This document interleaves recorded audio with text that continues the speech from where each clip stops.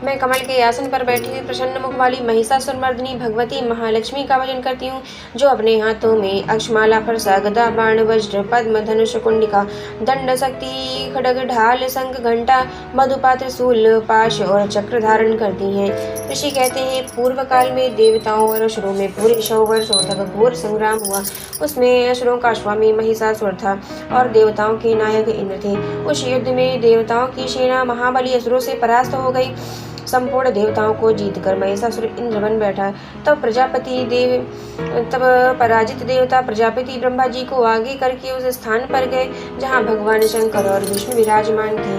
देवताओं ने महिषासुर के पराक्रम तथा अपनी पराजय का यथावत वृत्तांत उन दिनों देवेश्वरों से विस्तार पूर्वक कह सुनाया।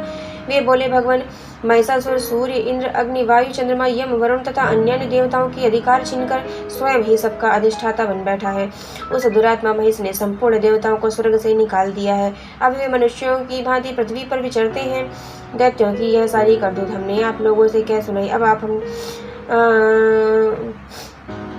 हम आपकी शरण में आए हैं, उनके वध का कोई उपाय सोचिए। इस प्रकार देवताओं के वचन सुनकर भगवान विष्णु और शिव ने दैत्यों पर बड़ा क्रोध किया। उनकी भौहें तन गई, मुख टेढ़ा हो गया। तब अत्यंत कोप में भरे हुए चक्रपाणी श्री विष्णु के मुख से एक महान तेज प्रकट हुआ। इसी प्रकार ब्रह्मा, शंकर तथा इंद्र आदि अन्य देवताओं के शरीर से भी बड़ा भारी तेज निकला। वह सब मिलकर एक हो गया।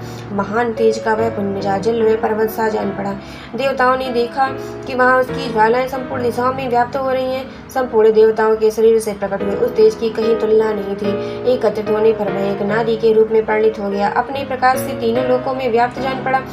भगवान शंकर का जो तेज था उससे देवी का मुख प्रकट हुआ। यमराज के तेज से देवी के सिर के बाल निकल आए। श्री विष्णु भगवान के तेज से उनकी भुजाएं उत्पन्न हुई। चंद्रमा के तेज से दोनों स्तनों में, इंद्र के तेज से मध्य भाग का प्रादुर्भाव हुआ। वरुण के तेज से जंघा पिंडली तथा पृथ्वी के तेज से नितंब भाग प्रकट हुआ। ब्रह्मा के तेज से दोनों चरण और सूर्य के तेज से उनकी अंगुलियां हुई। वसुओं के तेज से हाथों की उंगलियां और कुबेर के तेज से नासिका प्रकट हुई। उस देवी के दांत प्रजापति के तेज से और तीनों नेत्र अग्नि के तेज से प्रकट हुए। उनकी भौहें संध्या के तेज से और कान वायु के तेज से उत्पन्न हुए। इसी प्रकार अन्य देवताओं के तेज से भी उस कल्याण में देवी का आविर्भाव हुआ। तदंतर समस्त देवताओं के तेज पुंज से प्रकट हुई। देवी को देखकर महिषासुर के सताए हुए देवता बहुत प्रसन्न हुए। पिनाकधारी भगवान शंकर ने अपने शूल से एक शूल निकाल कर उन्हें दिया। फिर भगवान विष्णु ने भी अपने चक्र से चक्र उत्पन्न करके भगवती को अर्पण किया। वरुण ने भी संग दिया, अग्नि ने उन्हें शक्ति दी और वायु ने धनुष और बाण से भरे हुए 2 तरकश प्रदान किए। सहस्र नेत्रों वाले देवराज इंद्र ने अपने वज्र से वज्र उत्पन्न करके दिया और ऐरावत हाथी से उतारकर 1 घंटा भी प्रदान किया। यमराज ने कालदंड से दंड, वरुण ने पास, प्रजापति ने स्फटिकाक्ष की माला तथा ब्रह्मा जी ने कमंडल भेंट किया। सूर्य ने देवी के समस्त रोमकूपों में अपनी किरणों का तेज भर दिया।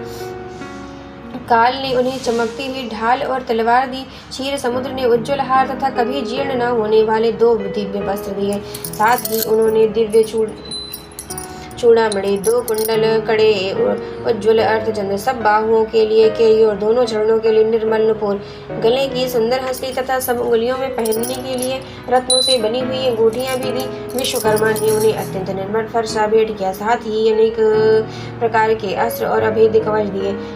इनके सिवा मस्तक और वक्षस्थल पर धारण करने के लिए कभी न कुमलों पर कुमलाने वाली कमलों की मालाएं दी। जलद ने उन्हें सुंदर कमल का फूल भेंट किया। हिमालय ने सवारी के लिए सिंह तथा भांति भांति के रत्न समर्पित किए। धनाध्यक्ष कुबेर ने मधु से भरा हुआ पान पात्र दिया। संपूर्ण नागों के राजा शेष ने, जो इस पृथ्वी को धारण करते हैं, उन्हें बहुमूल्य मणियों से विभूषित नागहार भेंट किया। इसी प्रकार अन्य देवताओं ने भी आभूषण और अस्त्र शस्त्र देकर देवी का सम्मान किया। तत्पश्चात उन्हें बारंबार अट्ठास पूर्वक उच्च स्वर में गर्जना की। उनके भयंकर नाद से संपूर्ण आकाश गूंज उठा। देवी का वह अत्यंत उच्च स्वर में किया हुआ सिंहनाद कहीं समा न सका। आकाश उसके सामने लघु प्रतीत होने लगा। उससे बड़े जोर की प्रतिध्वनि हुई, जिससे संपूर्ण नगर में हलचल मच गई। समुद्र कांप उठे, पृथ्वी डोलने लगी और समस्त पर्वत हिलने लगे। उस समय देवताओं ने अत्यंत प्रसन्नता के साथ सिंहवानी भवानी से कहा, देवी तुम्हारी जय हो। साथ ही महर्षियों ने भक्ति भाव से विनम्र होकर उनका स्तवन किया। संपूर्ण त्रिलोकी को क्षोभग्रस्त देख दैत्यगण अपनी समस्त सेना कवच आदि से सुसज्जित कर हाथों में हथियार ले सहसा उठकर खड़े हो गए। उस समय महिषासुर ने बड़े क्रोध में आकर कहा, आ ये क्या हो रहा है। फिर वह संपूर्ण असुरों से घिरकर उस श्रीनाथ की ओर लक्ष्य करके दौड़ा। फिर आगे पहुंचकर उसने देवी को देखा, जो अपनी प्रभा से तीनों लोकों को प्रकाशित कर रही थी। उनके चरणों के भार से पृथ्वी दबी जा रही थी। माथे के मुकुट से आकाश में रेखा से खींच रही थी तथा वे अपने धनुष की टंकार से सातों पातालों को क्षुब्ध किए देती थी। देवी अपनी 1000 भुजाओं में संपूर्ण दिशाओं को आच्छादित करके खड़ी थी। तदंतर उनके साथ दैत्यों का युद्ध छिड़ गया। नाना प्रकार के अस्त्र शस्त्रों के प्रहार से संपूर्ण दिशाएं उद्भासित होने लगी। चिचुर नामक महान असुर महिषासुर का सेना नायक था। वह देवी के साथ युद्ध करने लगा। अन्य दैत्यों की चतुरंगड़ी सेना को साथ लेकर चामर भी लड़ने लगा। 60,000 रथियों के साथ आकर उदर नामक महादैत्य ने लुभा लिया। 1 करोड़ रथियों को साथ लेकर महाहनु नामक दैत्य युद्ध करने लगा, जिसके रोएं तलवार के समान तीखे थे। वह असलोमा नामक महादैत्य 5 करोड़ रथी सैनिकों सहित युद्ध में आ डटा। 60 लाख रथियों से घिरा हुआ भास्कर नामक दैत्य भी उस युद्धभूमि में लड़ने लगा। पारिवारित नामक राक्षस हाथी सवार और घुड़सवारों के अनेक दलों तथा 1 करोड़ रथियों की सेना लेकर युद्ध करने लगा। विडाल नामक दैत्य 5 अरब रथियों से घिरकर लोहा लेने लगा। इसके अतिरिक्त और भी हजारों महादैत्य रथ, हाथी और घोड़ों की सेना को साथ लेकर वहां देवी से युद्ध करने लगे। स्वयं महिषासुर उस रणभूमि में कोटि कोटि सहस्र रथ, हाथी और घोड़ों की सेना से घिरा हुआ खड़ा था। वे दैत्य देवी के साथ तोमर, भिंदीपाल, शक्ति, मूसल, खड्ग, परशुपट्टिस आदि शस्त्रों का प्रहार करते हुए युद्ध कर रहे थे।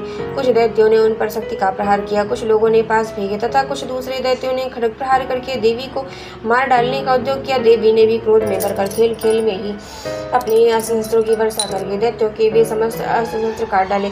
उनके मुख पर परिश्रम या थकावट का रंच मात्र भी चिन्ह नहीं था। देवता और विष्णु की स्तुति करते थे। वे भगवती परमेश्वरी दैत्यों के शरीरों से उनके शरीरों पर अस्त्र शस्त्रों की वर्षा करती रही। देवी का वाहन सिंह भी क्रोध में भरकर गर्दन के बालों को हिलाता हुआ असुरों की सेना में इस प्रकार विचरने लगा, मानो वनों में दावानल फैल रहा हो। रणभूमि में दैत्यों के साथ युद्ध करती हुई अंबिका देवी ने जितने निश्वास छोड़े, वे सभी तत्काल सैकड़ों हजारों गढ़ों के रूप में प्रकट हो गए।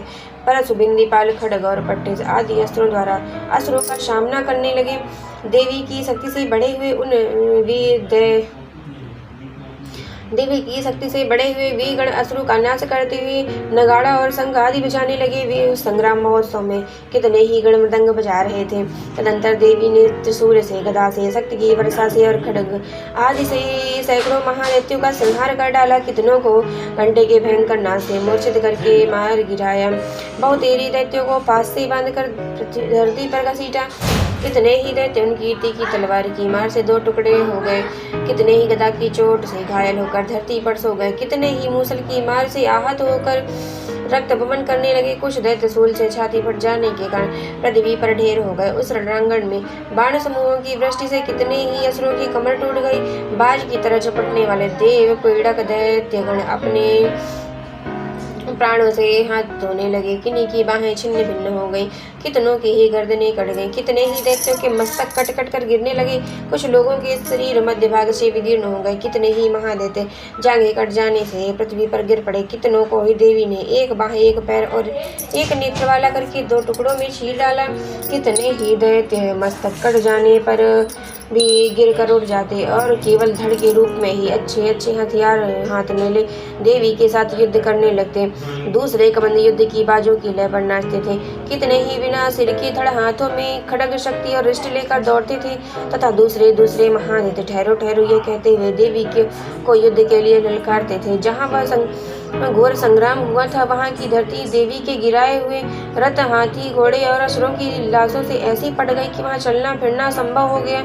दैत्यों की सेना में हाथी, घोड़े और असुरों के शरीरों से इतनी अधिक मात्रा में रक्तपात हुआ था कि थोड़ी देर में वहाँ खून की बड़ी बड़ी नदियाँ बहने लगी। जगदम्बा ने असुरों की विशाल सेना को क्षणभर में ही नष्ट कर दिया, ठीक उसी तरह जैसे तड़ और काट के भारी ढेर को आग कुछ ही क्षण में भस्म कर देती है। और वह सिंह भी गर्दन के बालों को हिला हिला कर जोर जोर से गर्जना करता हुआ दैत्यों के शरीर से मानो उनके प्राणों को छीन लेता था। वहाँ देवी के गणों ने भी उन महादैत्यों के साथ ऐसा युद्ध किया जिससे आकाश में खड़े हुए देवतागण उन पर बहुत संतुष्ट हुए और फूल बरसाने लगे। जय जय।